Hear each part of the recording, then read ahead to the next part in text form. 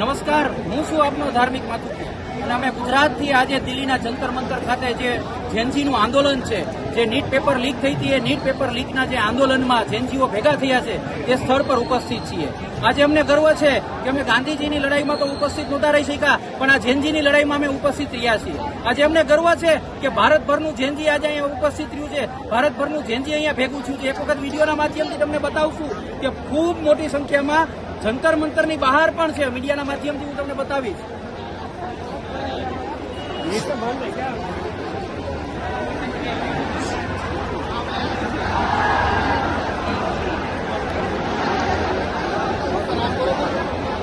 તમામ જેનજીઓની એક જ માંગ છે કે શિક્ષણ મંત્રી ધર્મેન્દ્ર પ્રધાન એ આ નીટ પેપર લીકની જવાબદારી લે અને તાત્કાલિક પોતાના પદ પરથી રાજીનામું આવે.